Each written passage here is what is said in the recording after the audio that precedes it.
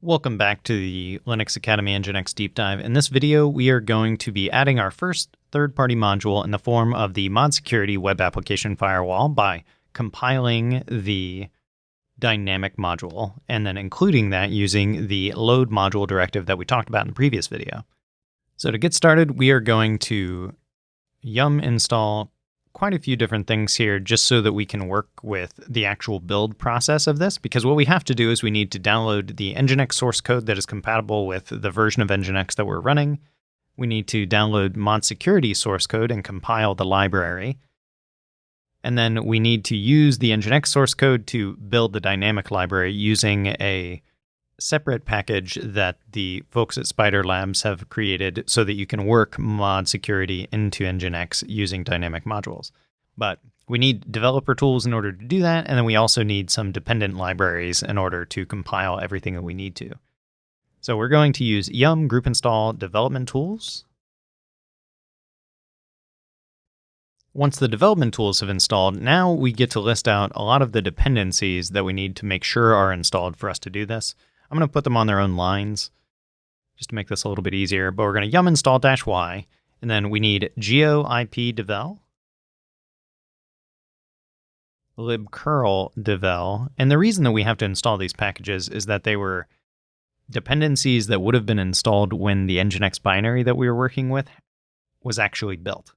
libxml2 devel, libxslt devel, libgb devel, lmdb devel, openssl devel, pcre devel, perl extension utils embed. Whoop. Oh, and I spelled it wrong. Thankfully, if I cancel out using Control-C and push up, I can actually get them all in as one line, so that's beneficial to us. But that is the downside with putting things on separate lines, that if you accidentally type something incorrectly, you're kind of in trouble. We'll just put the rest of these on the same line, but we need yajl devel, I don't really know how to pronounce that, and then zlib devel. So this will go off and install these, and once this is done, we'll start pulling in the source code for the tools that we want to actually work with, and then we'll have to build some of those. Our dependencies have been installed. We're going to put this source code into the /opt directory. So from in here, what we're going to do is we're going to do git clone dep1, which means we're only going to pull in one commit, which is the latest commit. And then we're going to get the branch of v3 master. So we're only downloading one branch also. And then we're going to pull this from the Spider Labs mod security. And we can actually copy this clone declaration right here. And then we can paste that into here. We want to cd into mod security. This, if you're unfamiliar with Git, this particular project uses submodules, which means there are other packages that they include the source code in themselves instead of using something like a package manager. So we need to go and pull in that code by doing submodule init, followed by a git submodule update. And the build process for this particular package is going to be running build.sh, which is in the root directory. And the fatal no names found cannot describe anything. These errors don't matter. They don't actually stop. You're not running into any real problems. I'm not really sure why they log that all the time, but you'll notice if we echo the actual status of what we just did, we still get a 0. It still actually succeeded, so we're fine there. Now we need to configure, and we're just using the base configuration of mod security. And you can see that this is where a lot of the dependencies that we installed were actually going to be required. So yajl, it was found, it was version 2.04, so that's where a lot of this stuff ended up coming from. Now that we've configured, we're going to run make, and this command takes a long time. It can take anywhere between 10 to 20 minutes on cloud servers, just because this is a large C project, so actually compiling takes a little while. So I encourage you to start the make process and then go grab yourself a cup of coffee, and then I'll see you when we're done. Now that we've made mod security, we actually need to install it, and we can do that using make install.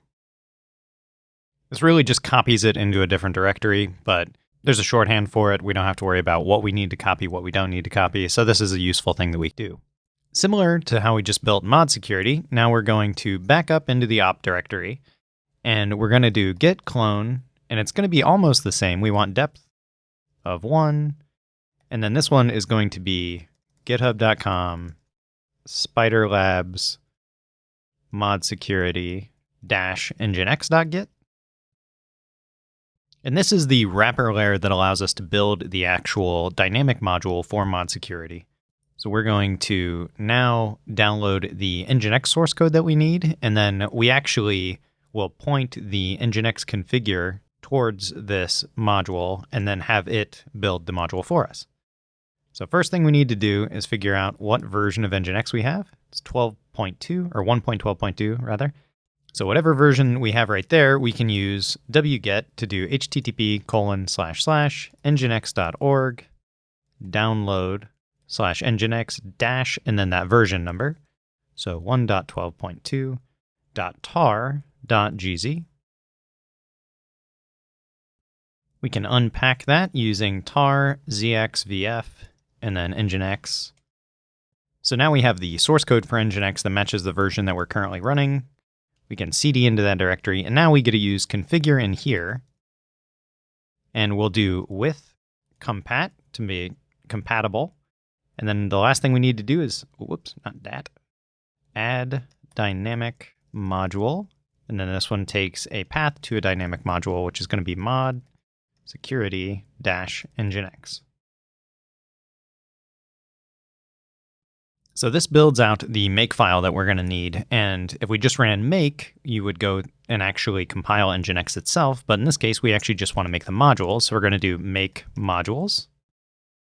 And now if we look in the objs directory, you'll see that there is an nginx http mod security module.so. So this .so is the thing that we needed in order to have it be a dynamic module. So we will copy that file. So copy from obj nginx http mod security.so to, and then we can put this into etc nginx modules.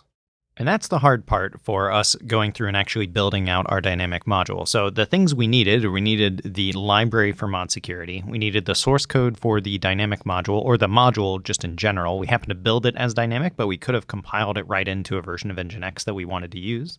But in order to do that, we needed to have the nginx source code that matched the version that we're going to include this module into. And then we utilized the make modules command in order to actually build out that file. Now we're ready to go back into etc nginx.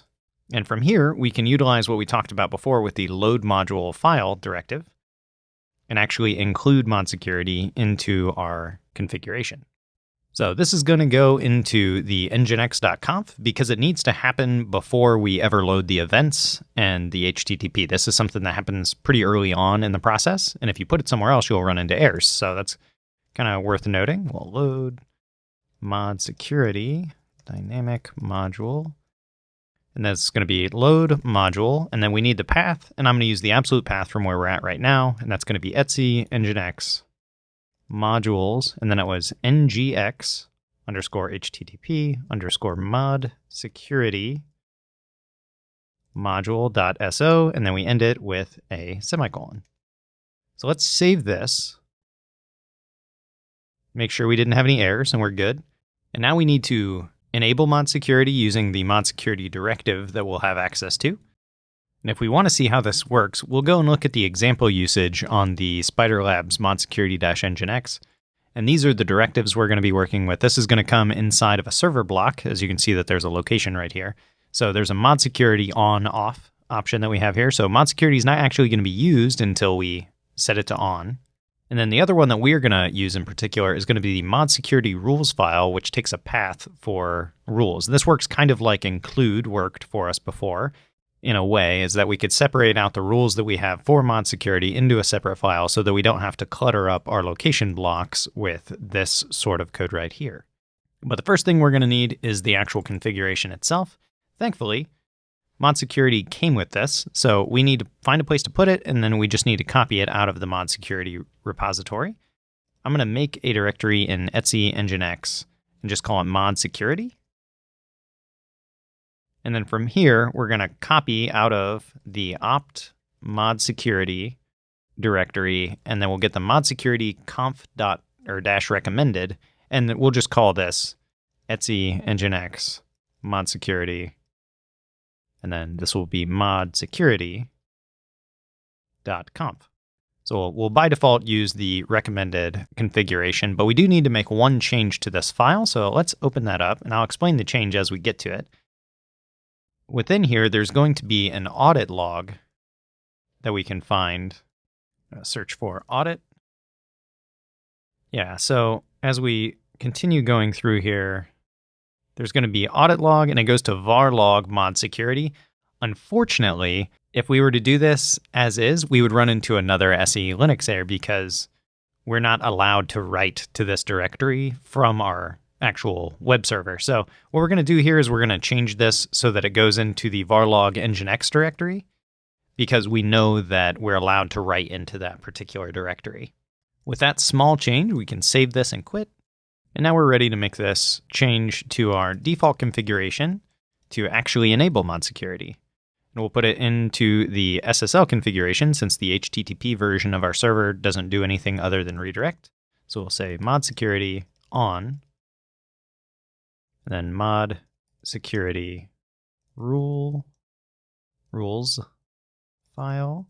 This is going to be at etc NGINX mod security.conf, and then end with a semicolon.